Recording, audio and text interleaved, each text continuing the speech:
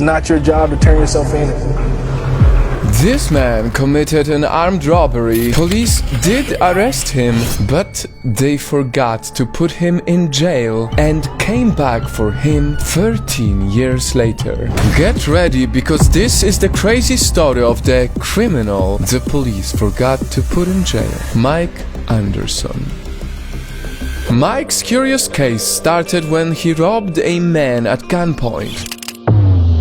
He managed to escape with the victim's money, but eyewitnesses were able to take note of his license plate. Shortly after, cops arrested him. He was found guilty of armed robbery and was sentenced to 13 years in prison. And so, Mike embraced the twist of fate that he would no longer be a free man because of his actions. He waited for police to come get him. But as you already know, the police never came. Days turned to weeks, and no one came for Mike. Confused, he even sent a letter to the court telling them his status. He notified the court several times that he was out on bail. Even after he lost his appeals, he filed a document with the court, said in the first paragraph on the first page, "I am not in custody," and gave his home address. This was Mike's first ever encounter with the law. And since he didn't know anything about the process, he relied on his public attorney to decide what to do next. At one point, he wanted to turn himself in,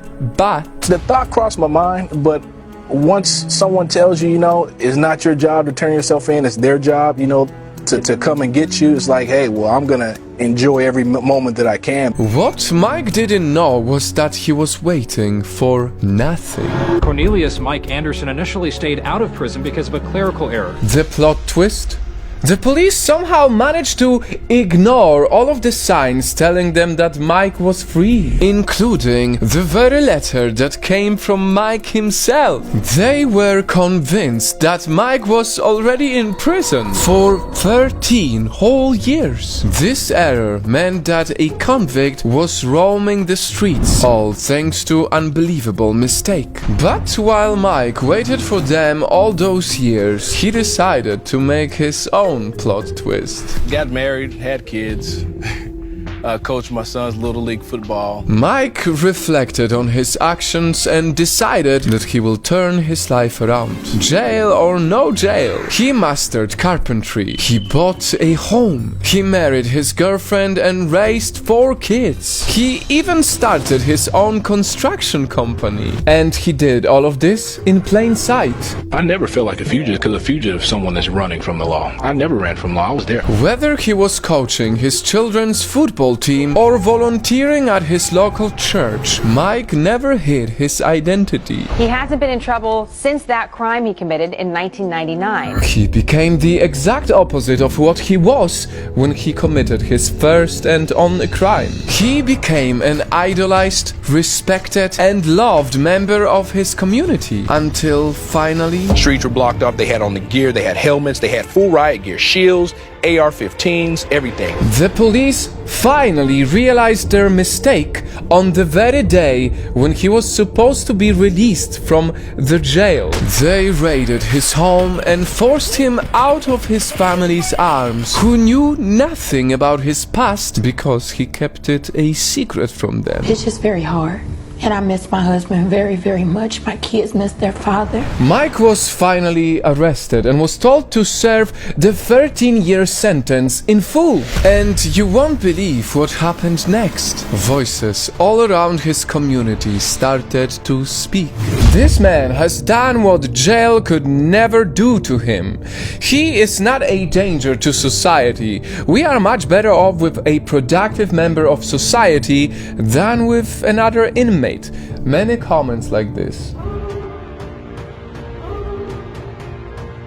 Thousands of people petitioned for Mike's freedom, with everyone agreeing that Mike reformed himself outside of jail and that keeping him imprisoned is cruel and unfair. And perhaps the biggest support Mike got was from the very person he robbed 13 years ago. It's about time to let the guy go home. What the state did was their screw up, okay? Not his. It was their fault. So, I mean, it's like they're going to try and penalize him for another 13 years? That don't seem right. His attorney didn't stop appealing his case, and after almost a year of being in prison, with tens of thousands of his friends behind his back, Mike stood in front of the judge. And he said, although you have turned your life around, you did something that the criminal justice system couldn't do for you. You rehabilitated yourself. And he says, I'm releasing you. Mike, once and for all, was free. It was one of my happiest days in my life. The judge left him with these words that brought tears to his eyes. You've been a good father. You've been a good husband. You've been a good tax-paying citizen of the state of Missouri. That leads me to believe that you are a good man and a changed man. Good luck to you. It's been quite a long time since I last said it, but I want to repeat it. Bad past doesn't mean bad future. Most definitely, we can all relate to making mistakes in the past. And from those mistakes, we discover the consequences of our actions. We realize that we lie to people. We cheat on people. We hurt people. And these realizations, they hurt us too. So, we remind ourselves to never do it again. May the story of Mike Anderson remind us that anyone, no matter how bad their past was, can turn their lives around.